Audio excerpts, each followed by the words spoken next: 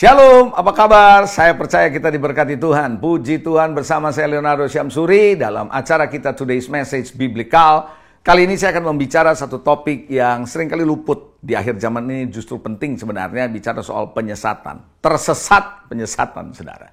Saudara pernah nggak sih, saudara, Anda lagi mau pergi ke satu tempat, Anda memakai aplikasi Google Map gitu ya.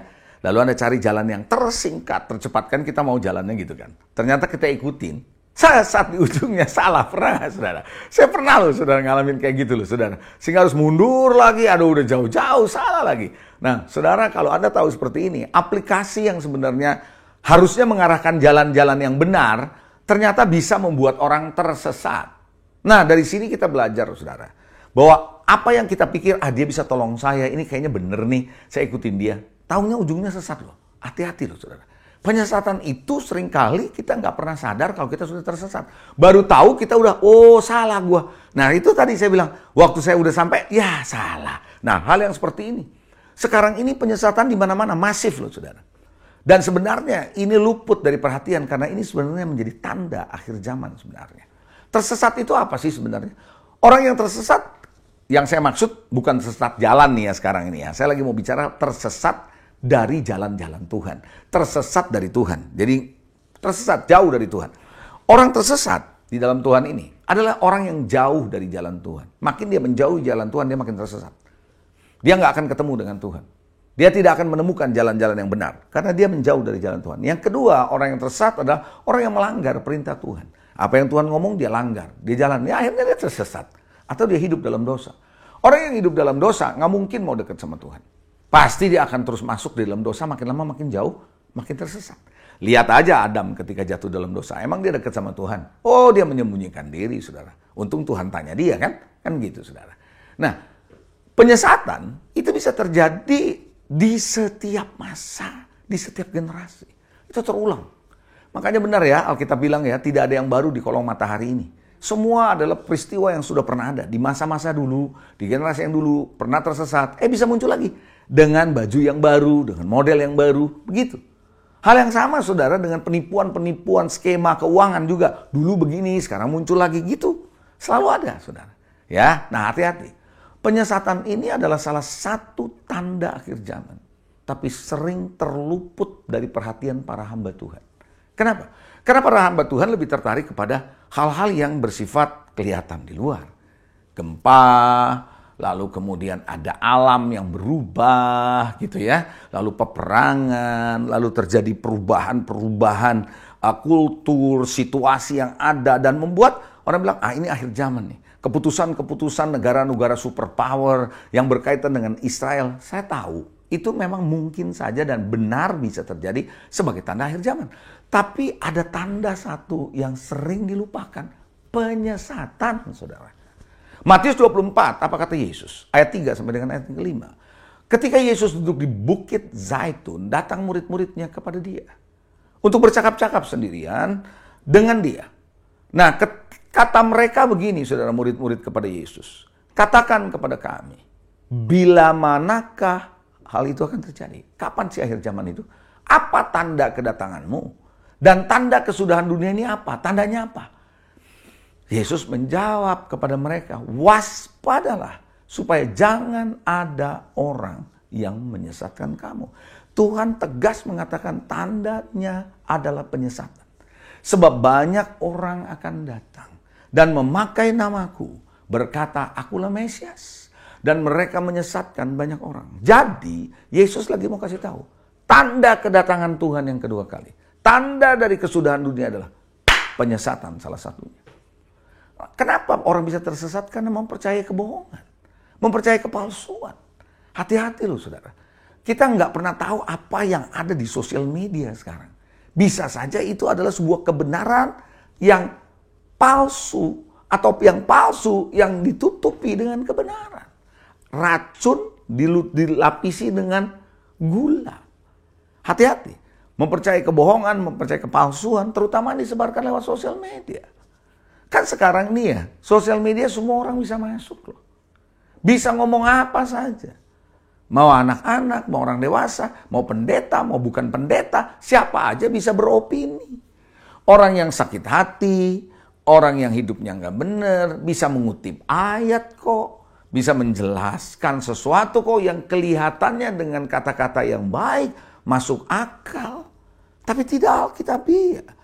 Tidak ada di dalam konteks seluruh nasihat Alkitab dalam Kejadian sampai Wahyu, nggak ada. Tapi karena kita melihat, oh ini figur, ini orang yang dihormati, kita percaya tanpa sadar kita tersesat. Itu seperti kita memakai aplikasi Google Map yang tadi saya bilang. Memang nggak selalu aplikasi Google Map akan membuat orang tersesat, tapi kadang-kadang itu bisa menyesatkan. Salah membacanya, gitu loh saudara. Jadi ini penting. Yang menarik lagi adalah penyesatan bukan hanya terjadi pada jemaat. Saudara jangan berpikir, oh itu jemaat aja yang bakal tersesat. Tidak. Kata Alkitab jelas, orang pilihan pun akan bisa tersesat. Kita baca firman Tuhan dalam Markus pasal 13, ayatnya yang ke-22. Firman Tuhan bilang apa? Sebab Mesias palsu dan dikatakan nabi-nabi palsu akan muncul. Dan mereka akan mengadakan apa? Tanda-tanda dan mujizat-mujizat dengan maksud apa? Dia bikin itu. Maksudnya apa? Dan mujizat ini ada tujuannya dia buat. Untuk sekiranya mungkin menyesatkan orang pilihan. Jadi saudara, di akhir zaman akan muncul. Bukan berarti saya anti mujizat, anti nabi atau perkataan profetik. Bukan itu. Karena orang yang melakukan, tadi ayatnya tadi, yang melakukan nubuatan, kesembuhan, ada tujuannya, menyesatkan orang, gitu loh. Memang nggak murni dia melakukan itu, bukan dasarnya dari karena kasih Tuhan, bukan. Nah, menjelang kedatangan Tuhan yang kedua kali, saya punya keyakinan penyesatan akan terjadi masif. Karena tiap hari Anda akan mendengar melalui Anda punya gadget. Cepat, kenapa teknologi membuat begitu cepat? Apa yang terjadi di belahan dunia sana bisa kita dapatkan hanya dalam hitungan menit, detik bahkan. Luar biasa sekali. Hati-hati. Nah, sekarang kita akan masuk bagaimana supaya Anda sebagai orang percaya, kita sebagai orang Kristen, kita sebagai hamba-hamba Tuhan terhindar dari penyesatan. Nggak ada orang yang mau tersesat dari Tuhan. Betul nggak, saudara? Hati-hati loh. Karena bagaimana kita bisa terhindar? Mari kita lihat. Yang pertama, menjadi basis, kita harus memahami Alkitab secara baik dan secara benar. Jadi bukan cuma sepenggal-sepenggal. Sekarang ini, Anda bisa belajar Alkitab melalui sosial media, tapi sayangnya tidak komprehensif, tidak sistematik, tetapi sepenggal, saudara. Matius 22 ayat 29 firman Tuhan bilang apa? Yesus jawab, kamu sesat, kata Tuhan. Kenapa sesat? Sebab kamu tidak ngerti kitab suci maupun kuasa Allah. Jadi nggak ngerti soal kuasa Allah, nggak ngerti soal Alkitab, ini bahaya. Jadi dua-duanya kita mesti ngerti. Bagaimana Tuhan berjalan dalam kuasa, bagaimana kitab suci kita harus ngerti. Tadi kembali saya bilang, kalau ngertinya sepenggal-sepenggal membahayakan. Contoh, soal kesehatan aja kita ngomong. Sekarang banyak kan, Anda bisa lihat di Reel, Anda bisa lihat di YouTube, pelajaran-pelajaran tentang kesehatan. Pertanyaan saya, kita yang belajar, bukan orang kedokteran, orang bukan ahli gizi, kita nggak ngerti. Tapi kita percaya, ikutin. Sepenggal. Dan kita pelajarin yang sepenggal, kita ikutin nih, saudara. Yang ngajar juga bukan dokter, yang ngajar juga nggak ngerti.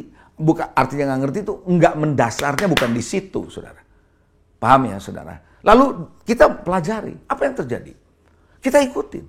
Loh, tanpa sadar kita misalnya, oh saya mesti detox, menurut ini kita mesti detox, nggak boleh makan ini, kita gini, kita ikutin. Tahu-tahu ginjal bermasalah, tahu-tahu lambung bermasalah. Oleh kenapa? Karena cuma sepenggal. Seorang dokter belajar komprehensif keseluruhan.